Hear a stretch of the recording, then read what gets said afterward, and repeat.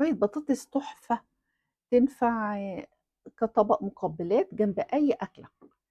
يلا بينا نسمي الله ونصلي على رسوله الكريم عليه أفضل الصلاة والسلام. جبنا البطاطس هنا، أنا هسويها في حلة الضغط بالظبط 5 دقايق. كانت اتسلقت، حطيتها في مية سخنة وحطيت عليها ملح، يعني أنا مملحاها وهي بتتسلق.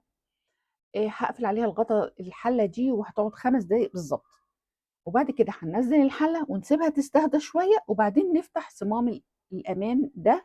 يا جماعة اتعاملوا معاها زي ما أنا بقول كده، يعني هتلاقيها ممتازة جدا جدا، وهتسوي لك كل حاجة بسرعة جدا.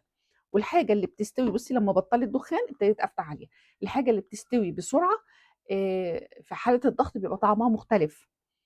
أنا سلقت البطاطس بتاعتي، هطلعها على طول وهبتدي أهرسها وهي سخنة كده على طول.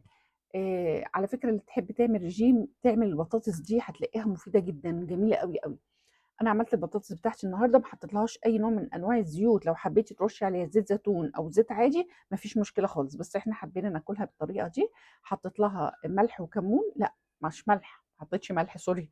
انا حاطه ملح في الميه. حطيت لها كمون وبابريكا ورشه شطه، وحطيت لها بهار محدش يعرف عنه حاجه، وهو الشمر. مظلوم الشمر ده، مع انه من التوابل الجميله جدا جدا جدا للقولون.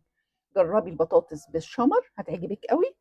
وربنا يحسن ما بين ايديكم، ويا رب يكون الفيديو بتاعي خفيف كده وعجبكم.